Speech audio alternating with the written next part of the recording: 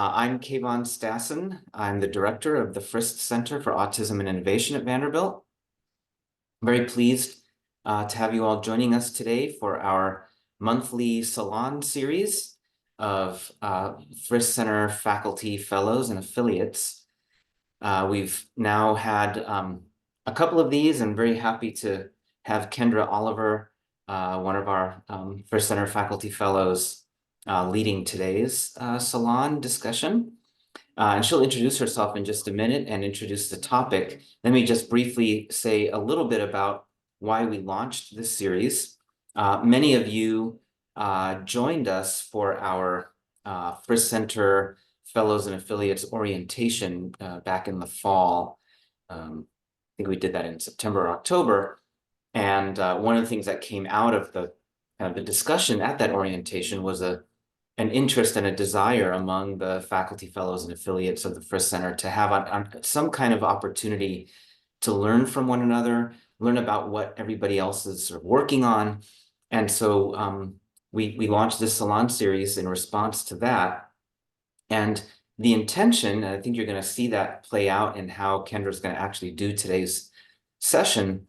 The intention is for us all to learn what may be sort of surprising and unexpected connections between what we are all working on. We span sort of all of the disciplines imaginable, and what we have in common is sometimes very direct, but oftentimes very tangential, connections around a shared interest in neurodiversity, broadly speaking.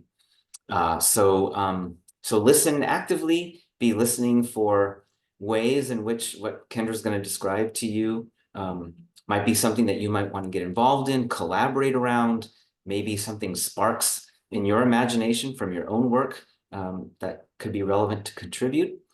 And Kendra's going to be doing this less in a expository style, I understand, and more of a kind of discussion and interactive style. So welcome again, everyone. And Kendra, please take it away and introduce yourself. Yeah, sure. My name is Kendra Oliver. I'm an associate professor in the Department of Pharmacology in the School of Basic Sciences, School of Medicine Basic Sciences. And I've been given this really unique opportunity to think about design. I just recently, this past year, started as director of design. And it was this opportunity to think about design, specifically user experience design, and how we communicate our science.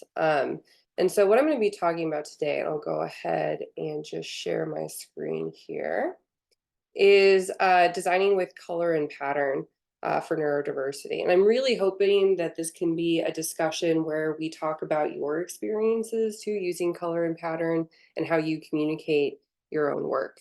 I saw a few people do this already, but if you don't mind, maybe just sending a quick intro for what your current role is and what you study.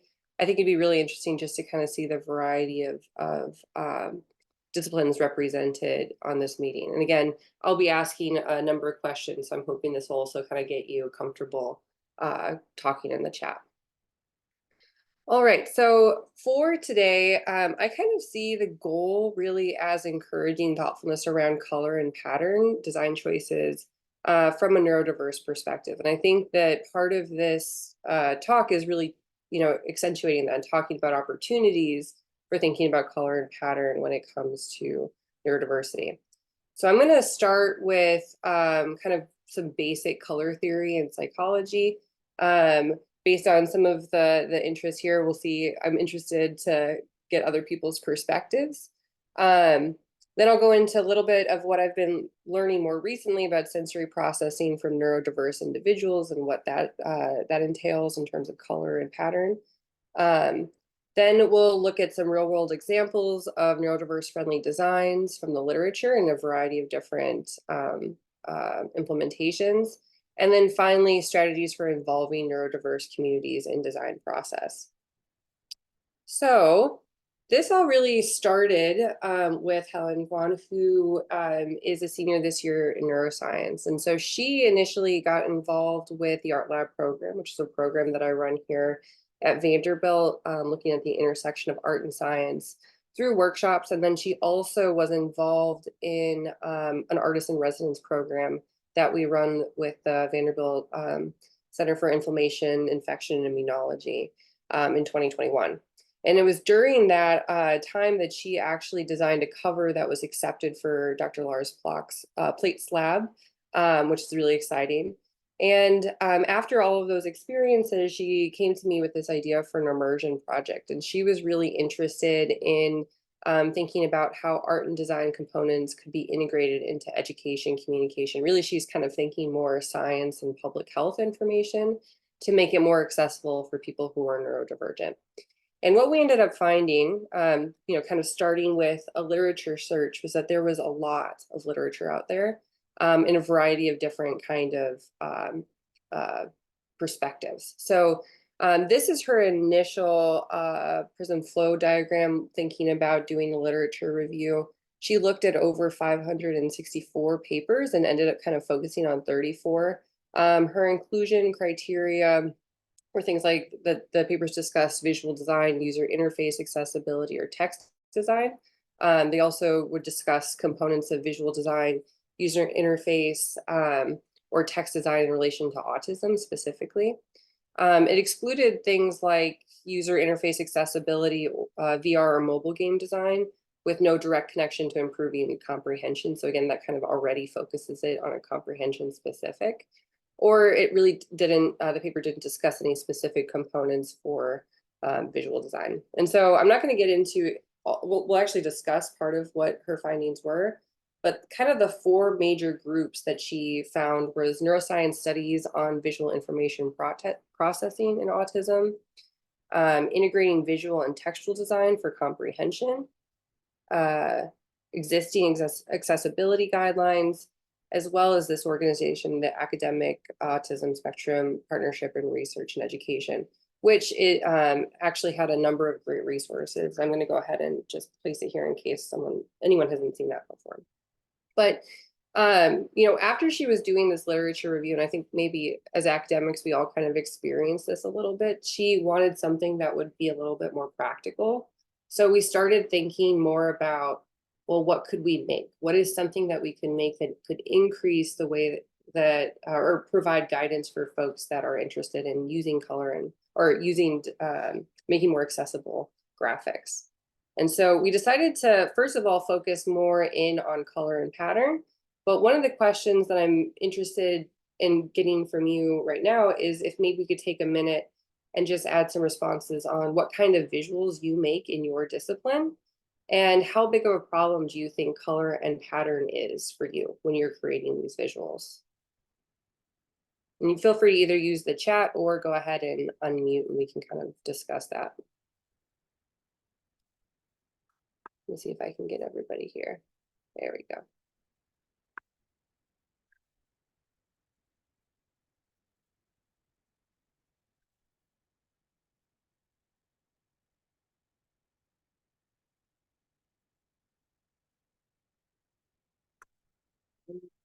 Okay, lots of scatter plots.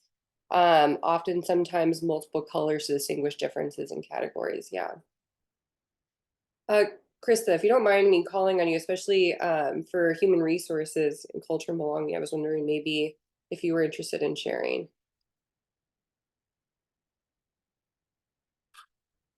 Hopefully you should be able to unmute. Yeah, I just put it. Can you hear me? Yes, there we Okay. go. I just put it in the chat. It's mostly related to workshops that we offer. So everything from graphics to market that all the way through slides and then handouts and anything that participants get before, during, and after.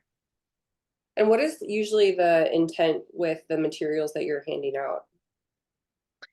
Usually it's sort of like activities or additional resources. So we try to keep them, for any sort of handouts, we try to keep them pretty simple in terms of design. Yeah. But I'm sure there's a lot we can improve. Yeah. Yeah, well, and this is something that will come up later on, is that this kind of minimalist approach to design is actually really great in terms of accessibility as well. And so we're already kind of going in that direction, but hopefully we can talk a little bit more about color and pattern. Let's see, just looking at some of the responses here.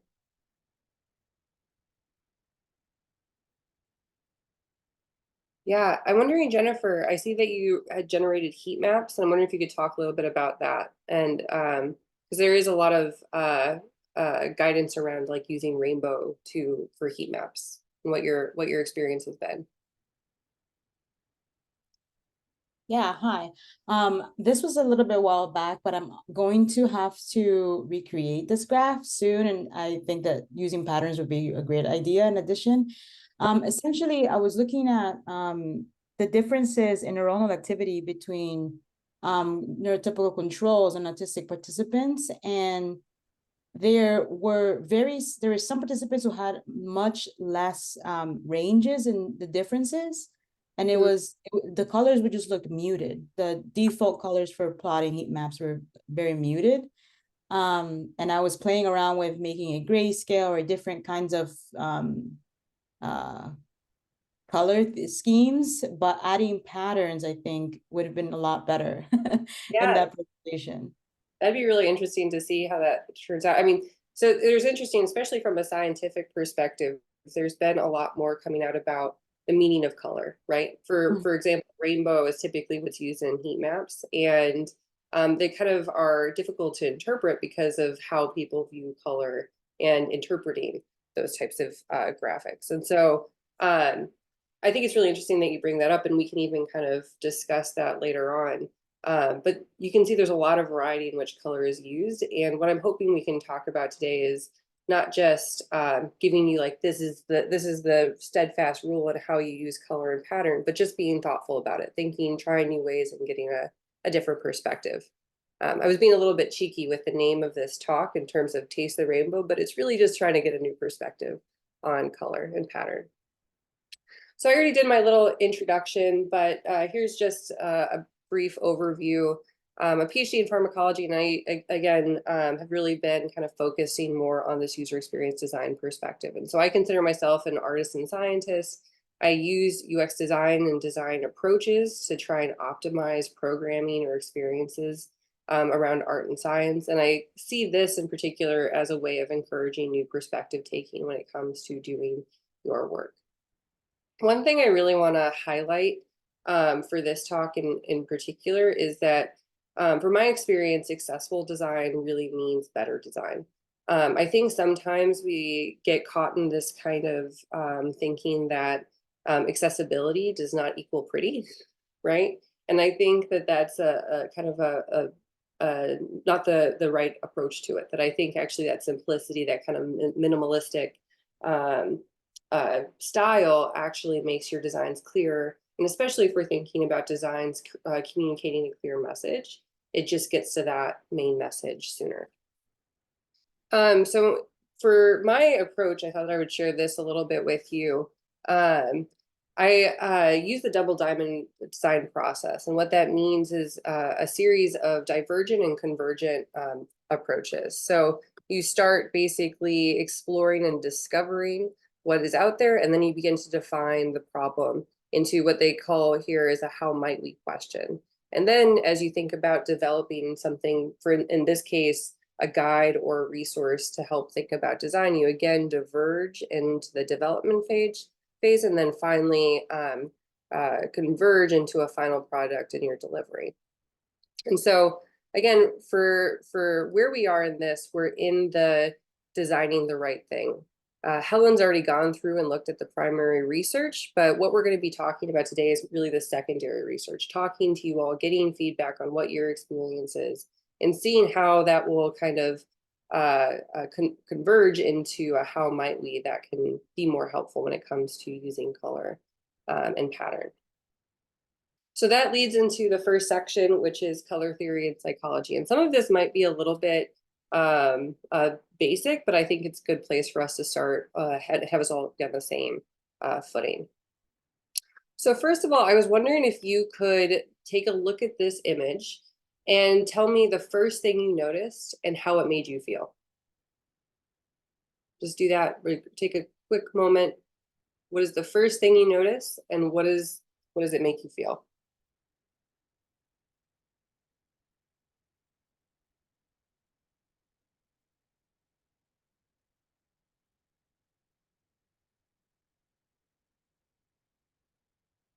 Okay, curvy and soft.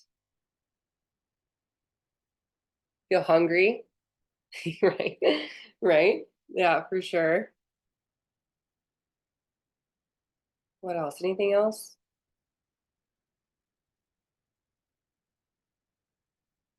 Yeah, that yellow too, I think is an interesting choice. Immediately connection to the company and their fries, right? That's why the hunger and curvy part I think makes a lot of sense because it kind of reminds me personally of the fries, right? I started thinking about McDonald's French fries for sure. So think about this, and now I want you to look at this with this color, right? Now, what is the difference between, think about, again, what is the first thing you notice now? And how does this make you feel, right? Now I'm, right, exactly. Yeah, that's a great, yeah. Thanks, Jess. Anything else? Any other thing you notice? Red, yes, red. So red is a really interesting color, right? It's, and we'll talk about, we're going to get into this more, but it's kind of exciting. It's red and meat, right? It kind of makes this, it brings your attention to it.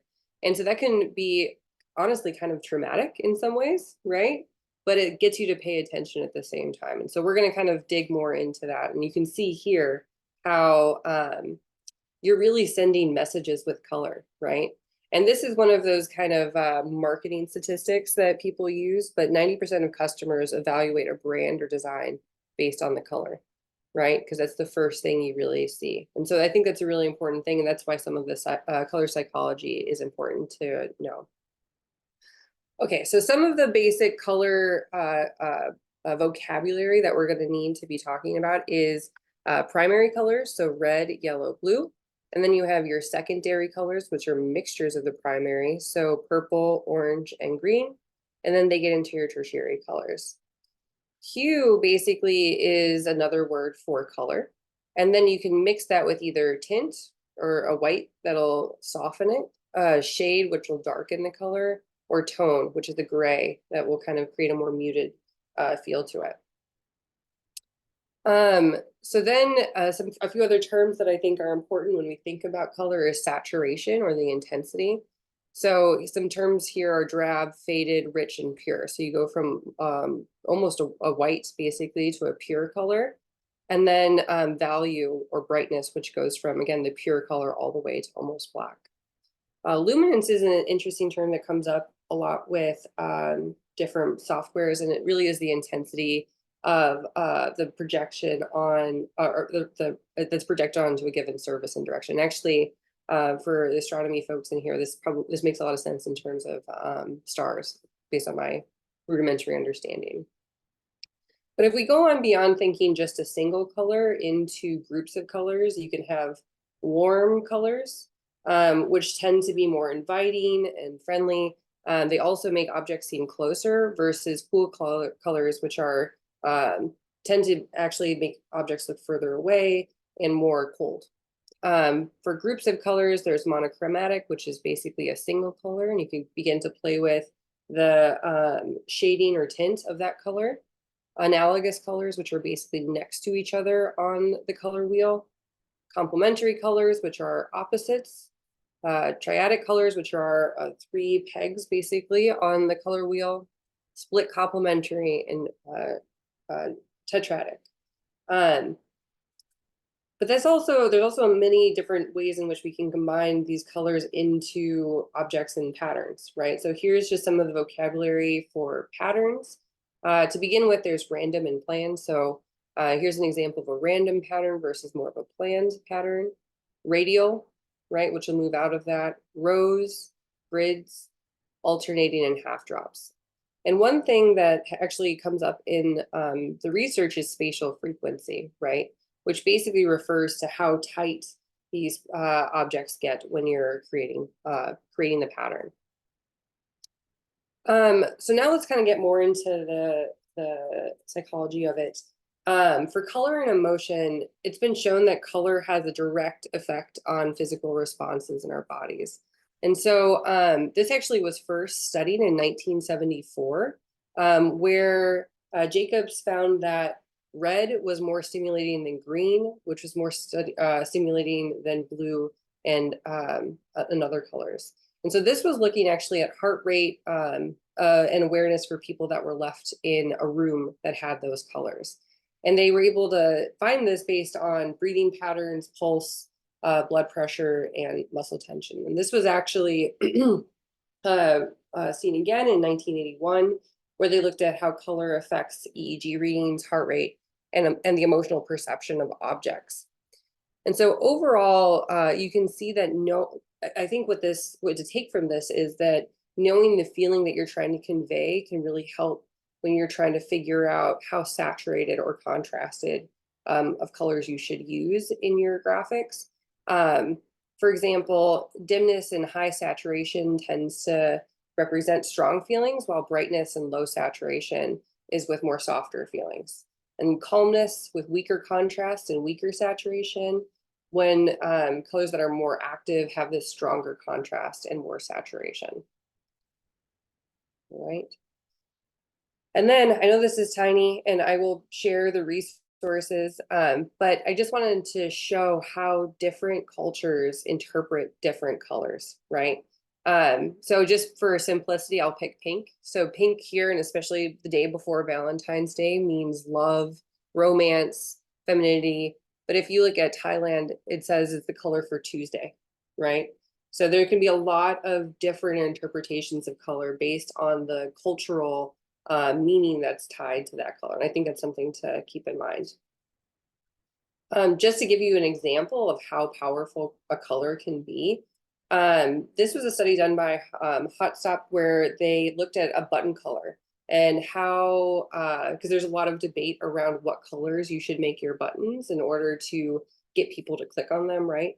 And what they found in this study is that when they changed the color from green, which is a pretty standard color for buttons, to red, they saw that the red button outperformed the green button by over 21%, which just gives an indicator for how much of a difference a color can make when it comes to behavior. Here are a ton of resources, again, that I'll share through the presentation. One that I would recommend when you're thinking about color combinations is this program called Coolers, and it's probably my favorite to play with. It's probably dangerous that I'm giving that to you in the chat because you'll probably go on and then just keep playing with all the colors, but it's really great because if you actually go onto the site, you can look and click on the little eyeglass icon, which will show you what your color combinations look like with different forms of color blindness, right? So it gives that kind of, to make sure that you're able to still see and distinguish the colors that you're using for your graphics.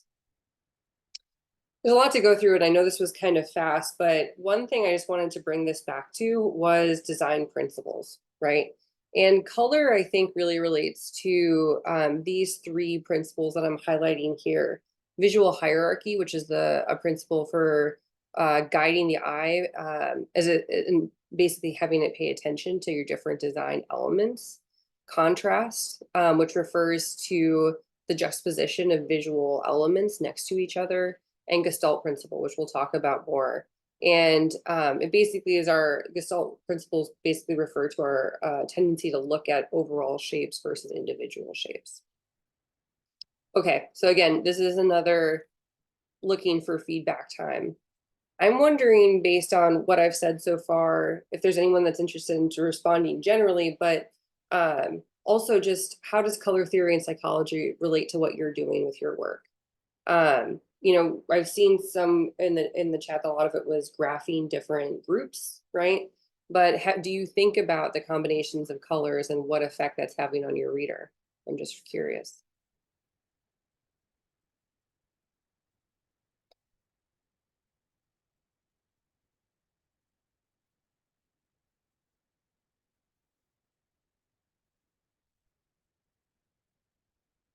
Especially for the other scientists here, I'm curious if you think intentionally about the colors that you're choosing. Oh, Mariella, would you like to, I hope I'm saying that right, please correct me. Would you like to talk about your experience in interior design? Sure. Yeah, you pronounced it correctly. But yeah, yes, we think about it all the time. Like whenever we're working in a space, we want to portray a feeling in it. So color, it's the primarily thing that we go to, like when designing, like also patterns and shapes, of course, and lighting.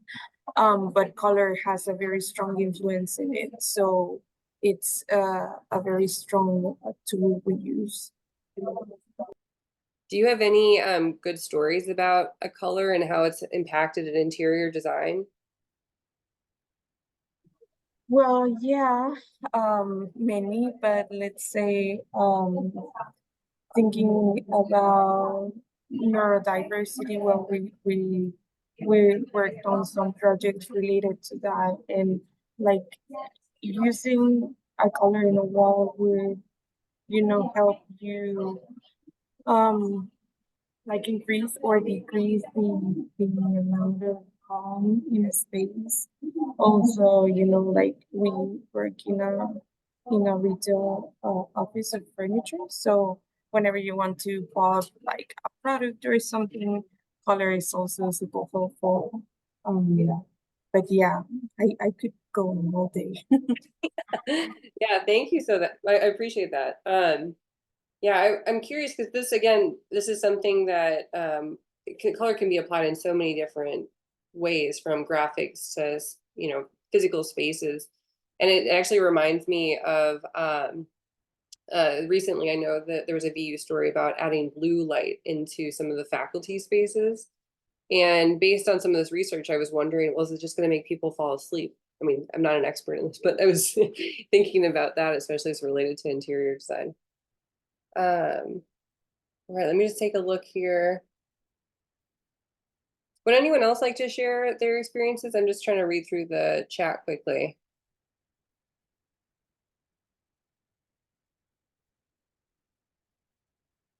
Maybe Mike, would you like to share your experience with branding?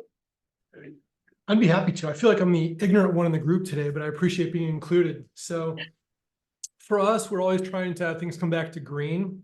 That's our corporate identity color, and it's obviously the color of money. And as a financial services firm, we want to keep the focus there. But looking at that little tool you just gave us as a website, I promise I won't stay on that all day, but I was playing with the fact that it quickly creates palettes that are complementary, and you can pick coolnesses and things like that to really make it more engaging for the person who's looking at it. And I'd never given that any thought whatsoever, which is why I was so excited about joining the presentation today to learn from everybody else. But for us, again, our graphics are simple and typically linear. Yeah. And so introducing more color to make it maybe more attractive to the viewer and keep them more connected to it is something I'm going to take away from our presentation today. So thanks for asking. Yeah, of course. And I think it's a really interesting question, especially in the context of neurodivergence, right? Because as we'll get into it, and actually that's the next section, is really talking about sensory processing for neurodiverse individuals. I think we're walking this delicate balance of getting attention, but also not distracting from the message, right? So how do you hit that perfect kind of tone?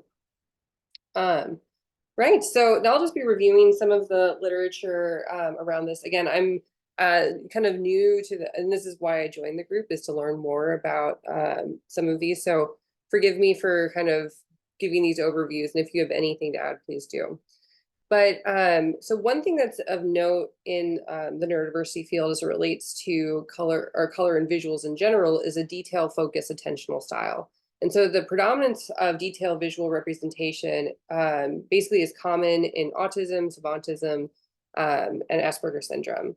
The ability to form, access, and manipulate visual mental representations may be more developed in people with autism. And individuals with autism spectrum disorder excel at visual search if, and I think this is kind of a key, is if their motor skills at or are above age expectations.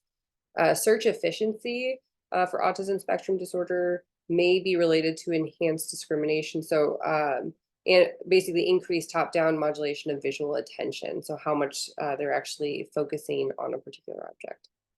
So I think there's a lot of caveats to this. For instance, a more recent review said that this association might be only within certain groups of autism individuals. But overall, that individuals have reliably outperformed controls on visual searches.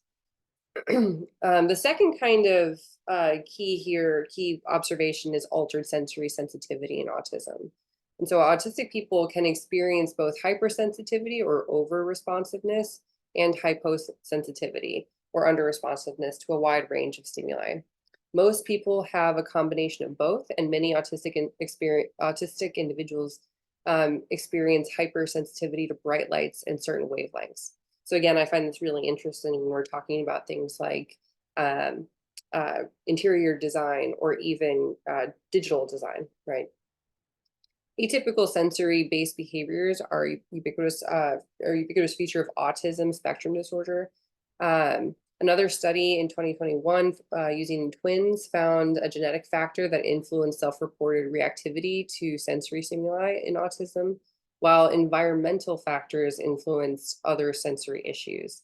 So difficulties in detecting sensory input, for instance. Overall, this altered sensory sensitivity is not specific to autism, but some aspects of altered sensory processing are more relevant for autism than other diagnoses. And then one final area of research that I thought was really interesting when it relates to color is, although it's not specific to autism, synesthesia seems to be quite common among autistic individuals. And it's quite common in terms that it produces a tactile sensation without the individual actually physically being touched. For example, looking at something can create a tactile experience. And so I think that's really interesting to consider too when we're thinking about neurodiversity. So going back to the design principles that we had discussed, I wanted to try and look at the research that is around and guidance that are around these different areas. So the first is visual hierarchy. Sorry about my spelling there. Hierarchy is conveyed visually through variations in scale, value, color, spacing, and placement. So the visual hierarchy controls the delivery and impact of the message in the layout. And I think you can kind of get a sense for that in these visuals here. What are you drawn to first, and how do those compare to one another?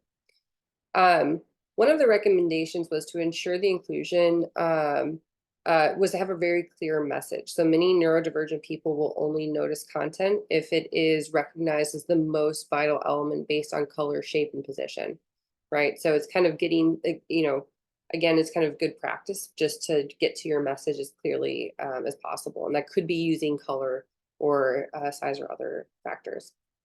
A successful visual hierarchy ensures balance in the design by using an even amount of symmetry or asymmetry to create a solid visual design. And so an asymmetric design could be something like this bottom one here, right, versus symmetrical design. Autistic students depend highly on visual cues, which I think is interesting. However, I think one of the things that we'll also see is that overemphasis on visuals can also be distracting. So it is essential to propose using text and design elements to ensure that the hierarchy makes the process easier when you're trying to design for neurodiversity. The next kind of factor is color. And so color attracts attention to elements and can reinforce meaning, thinking about color and colors, the cultural associations, and it can be used to enhance visual components. So using drastic colors can be overstimulating, and particularly for a percentage of people who are dyslexic, colorblind, or have autism. Using a single color hue scale is typically best, and hues in natural and neutral tones of color will reduce overstimulation. Specifically, autistic individuals are more sensitive to sensory stimulations we discussed, and tend to be overwhelmed with sometimes these intense brighter colors. For neurodivergent audiences, there's a preference for muted and pastel and neutral tones, which means matte black background with 2 or 3 pastels to depict data, or a natural tan, gray, or white background to prevent colors becoming overwhelming. Next is the Gestalt principle, which we had talked about. It's again basically human perception that describes how individuals see similar elements and recognize patterns from individuals. And so 5 principles that are kind of outlined here is proximity, similarity, continuance, closure, and figure and ground. And so proximity basically means the closer you put objects together, they're going to be associated as being connected. If they're similar based on their visual characteristics, then they'll be seen as also being related to one another. Continuance is basically how the eye moves in a picture. Closure is the viewer's eyes will fill the blank. It's at kind of the first image that I showed. I wonder if, oh, here's an example with the A here. And then figure and background, when the eye differentiates an object from its surrounding area. Overall, I think based on the research, because the sculpt principle and using those types of methods can actually be really difficult for neurodiverse people interested who might be overly fixated on the details of the image and not necessarily be able to view the image as a whole.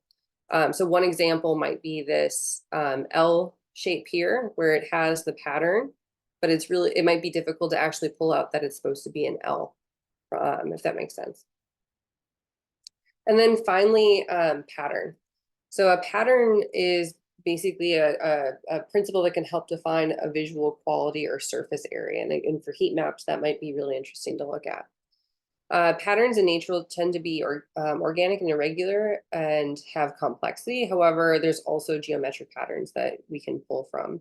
Our need for predictability and repetition can embracing symmetry is known as fractal structures, and we see this in a lot of different patterns. Patterns combined with a well-executed visual hierarchy can keep a reader who is neurodiverse more engaged, and when used in moderation can avoid overstimulation, which I think could be the main risk associated with using pattern. Those who are neurodivergent depend on repetition, tend to feel controlled and comfortable when they understand and comprehend the pattern, which I think is something to think about, even with the layout of figures.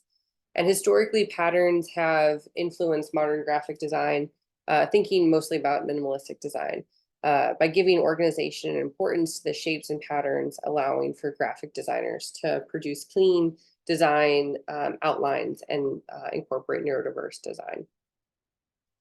Okay, so now I will jump into some real world examples in the research that we've seen for neurodiverse friendly designs.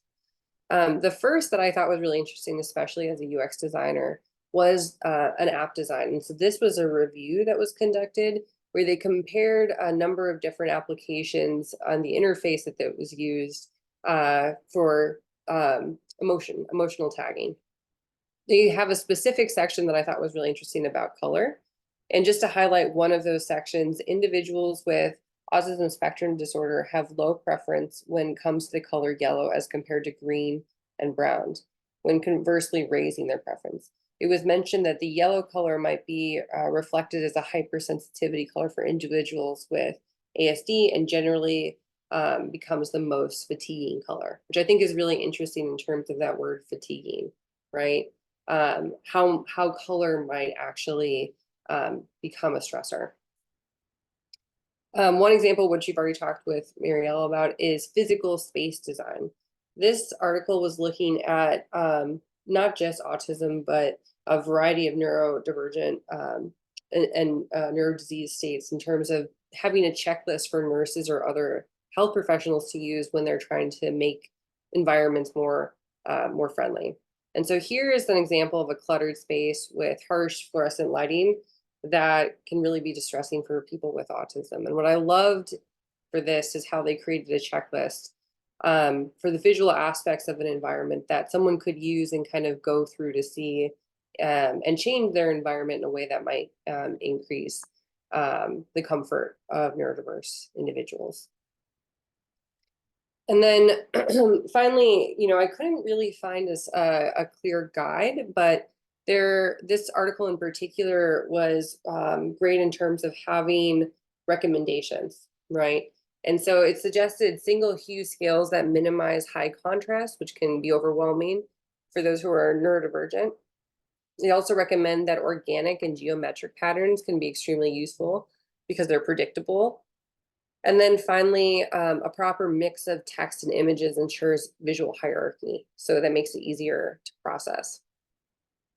So based on this, based on these, what we've talked about so far, I was wondering if we could kind of as a group review some infographics. So I figured infographics are the thing that everybody probably relates to the most.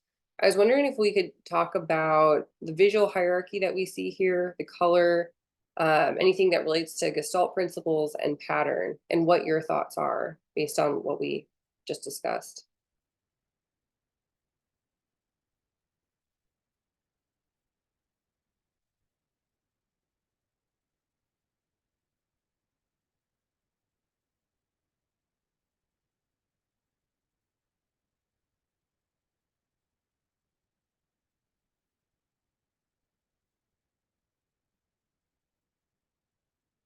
Any reaction to this? I'm just curious. I can, take it all in. We can play kind of the same game as the McDonald's design. What do you first notice in this picture? Yeah, color. Thank you, Kayvon. Color palette is inviting and regular pattern layout attractive to linear minds. Yeah. Yeah, clear kind of edging. It has a very grid, right? So to me, that's the pattern, is having that grid format. You also mentioned color. To me, this color is a little bit bright in terms of there's so much going on that I kind of get distracted by the color personally. So Mike just said the numbers jump out to me, but the pastel palette did not. With any of the cubes to jump out, yeah, neurodivergency word background was the first thing to catch my eye. Yeah, which makes sense, right? Because when you're reading and you're looking at an image, you're going to be starting up here typically. Yeah. Do you feel like there's a clear path to follow? The numbers, you'd also mention jump out, but anyone else? Any other thoughts? Feel free to unmute too. I can just keep reading, but Mariella said a very small amount of space between things. Yeah, that was, for my reaction to this is it's kind of overwhelming, right? There's just a lot to read, and there's not a ton of text, but there's still enough where I kind of feel like, where do I start? Oh, Jess, you didn't start at the top. Where did you start? So you went straight to the numbers? Yeah, I went straight to the bottom left, and I know I'm really, really attracted to blue. Like blues are, I always look at blue. So Yeah. but then I looked above and saw the list of neurodivergent kind of words and was like, oh, this is too much. And then, I'm not gonna lie, I then stopped reading. It was too busy. Yeah. Yeah, that's kind of, that's pretty similar to my reaction to it, is like to step back and just look at the big pattern color, right? When I think, my impression through reading the literature is that sometimes someone could get fixated on the heads, right? Or they would just be so attached to those shapes that they might miss the overall message. And this is where I think there is a balance, right? It's trying to figure out, how do you use color and pattern to focus someone's attention on your intended message. All right, let's do one more. I picked things that were related to what we're talking about today. So this one's on hypersensitivity and hyposensitivity. And I was wondering if we could talk a little bit about this in terms of color and pattern.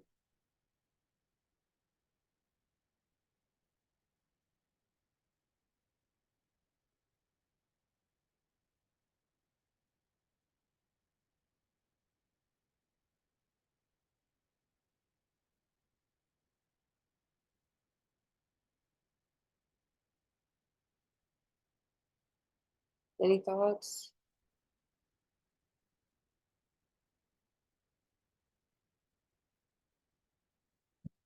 I'm interested if someone wants to talk about the blue and pink for this, which I think is really interesting, because I almost want to reverse it. Like, I want the hypersensitive to be red and the hypo to be blue, right? Does anyone else feel the same way? I see Kayvon shaking his head, so I feel like he agrees. Yeah, I mean, as soon as you said it, I resonated with it. Yeah, yeah. It's just kind of that like on off kind of feel to it, right? Um, I do not agree. sorry, say it again. I do not agree. Really? Tell me, what is your reaction? For me, blue and pink are my my favorite combo. And I do think the pink is like not as tonally or like pastel-y as the blue, right? And that might be where that's coming from. Yeah. But I think because they're talking about hyposensitivity and they're talking about this like preferring more sensory stimuli, that's why they've chosen that. Oh, interesting. Yeah. Because it is more like the whole graphic is more like stimulating, right? So maybe they're Yeah. trying to show it that way. But I get it, but Yeah. Well, and I think that represents your understanding of the field, right? Because I think maybe that's more that. But the thing that's really, really, really bugging me about this infographic is how the title over like kind of touches the top over of here. the picture, and I cannot stop looking at that. Yeah, like you want it in the middle or something so it's not I just touching. want it to not be touching the graphic. Yeah. I love that. That's a great observation too, right? And that kind of like fixation here too, I think is really important to know. Yeah, thank you guys for talking through that. So I'm going to go ahead and jump into this last section. Hopefully this will give us enough time to chat for a little bit. And this is kind of a gotcha moment because really what I'm doing right now with trying to talk with you guys about it is a form of neurodiverse, including neurodiverse communities in design process, right? It's through testing, through talking. It's very user-centric in terms of getting feedback from people. And so as I mentioned in the beginning of the talk, we are designing we're trying to figure out how to design the right thing. And specifically with Helen, I'm trying to get her some information about through secondary research about what would be most helpful for people to have in terms of guidance. And so I'm really just interested in hearing what kinds of guides have been most helpful for you when it comes to picking color. Is it checklists? Is it examples? And then what are your kind of needs around creating graphics that we can help develop through Helen's project. So, and I'll just briefly flash my email and my website in case you guys are interested in engaging in this more. But then I'll just head back over here and see if there's anything that you guys want to discuss as far as additional resources that we could create.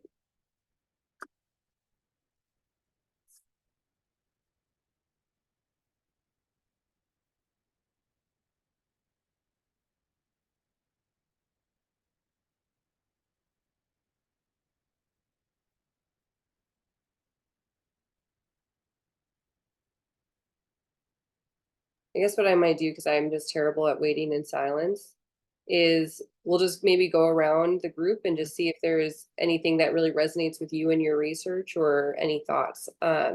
Jim, because I can see you, I'm going to pick on you first. Yeah, so you're looking for feedback on what sorts of resources we would need? Yeah.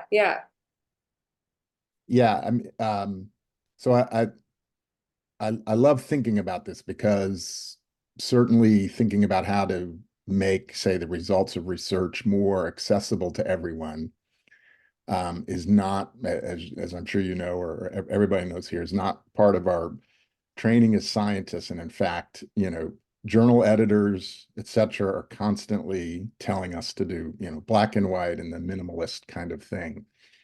And so I think, there's sort of two tasks. One is communicating to the scientific community in the ways that, narrow ways that they have, prescribed for that. And then, it sounds like there's this additional task to take that same information and make it accessible to communities based on their feedback. So, yeah, I mean, I think getting more information on how we would solicit that feedback from neurodivergent communities in terms of, what they're looking for, and then sort of simplistic ways like you've done. Here's a website for tools that will help you do that. I think will be effective, but it's really an extra step, right? We think we're done when we finish the science and publish it and get it in the way that scientific peers want it. So thinking about this as an extra step and extra work in ways that would be easier for folks to make sure they're doing that, I think would be helpful. I don't know if that's what you're looking for. Yeah, no, I think that's exactly right. And I'm wondering too, because especially I mean, Kayvon, you probably know the numbers on this. What is the percentage of neurodivergence within academia? Oh, within academia. Well, so what we know is that, roughly, using sort of the broader definition of neurodiverse, something like 15 to 20% of the general population. Okay. But within academia, if you mean like people who get PhDs as one definition, recent numbers that I've seen is that about 4% of individuals who receive PhDs in science and engineering disciplines, that's what I know best, about 4% of STEM PhDs identify as neurodiverse. So there's a significant underrepresentation there. Yeah, that's really interesting. I actually thought it would be higher. So that's surprising. Yeah, thank you so much for that, Jim. I'm just wondering how much of those audiences are the same, right? Yeah, no, it's a great question, and I think it's a culture that we need to change on the journal side too, right? Yeah. Yeah. So, oh, I see people are having to jump too. Thanks, everybody. But if you feel free to stay, I was going to go ahead and keep calling on people. Maybe Amber, because I know you're in the sciences too. I'm curious what your reaction is and what your experience has been with playing with color.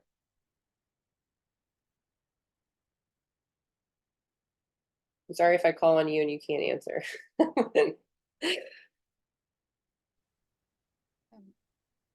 do you mean as far as like my sensitivities?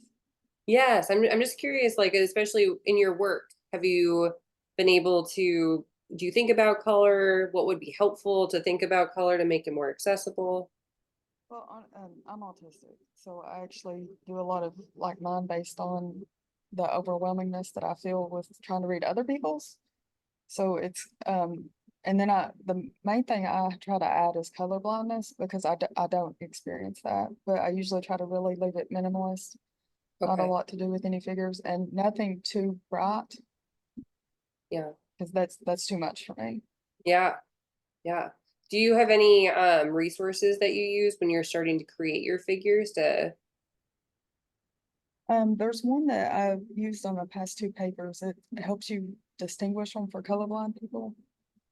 So I actually used that, and so what didn't wasn't adversive to me, and it would fit on that is what I did. It was a website. Oh, okay. Oh, that's great. That's a great kind of test. I think I had one of I usually just use colorblindfilter.com or something like that. You can Google it. There's a few different colorblind filters, but yeah, I appreciate it. Thank you so much, Amber. Yeah. Let me see. Krista, what about you? Anything in your field that would be more helpful? Canva is a resource that I use to create a lot of my presentations, and I'm wondering if you use that too and think about color and templates for that. Yeah, we've used Canva, I guess not exclusively, but I think what gets trickier, and I think Kathleen mentioned this in the chat, sometimes we have to use the branded PowerPoints for Vanderbilt, and I don't know that those are 100% inclusive in terms of design. And so that's where there can be kind of a disconnect when we're like, I don't know what to do. Yeah, that's an interesting potential output for the center is to offer alternative accessible presentation formats. That could be interesting. Yeah. Great, thank you, Krista. Robert, what are your thoughts? Any kind of guides or other resources that you think would be helpful when it comes to color and pattern for you? Oh, yeah, so I just like a week ago taught a a 4-hour session, 2 hours in 2 subsequent weeks with about 45 managers. And they want to know how to make their offices more kind of neuro-inclusive, neuro-friendly. And they, being managers, they want really practical things. They want checklists. They want to know what colors to avoid. They want to know what, physical arrangements to avoid. And then there was also a lot of discussion about things like meeting protocols and meeting agendas. So even the fact that whether you have an agenda or not that's circulated in advance, but then what does the agenda look like? Is it just a text document? Does it have graphic content and so forth? And we had a lot of discussion about how if you had a successful template, it'd be relatively easy to use that, right? I mean, Right. it's easy enough to type into a template if you had one that worked with very inclusive and worked graphically. Yeah, So that's fantastic. Yeah. And I think, when you say that, my mind starts thinking about we should do some usability testing with these different, agenda templates, especially thinking about neurodiverse audiences, right?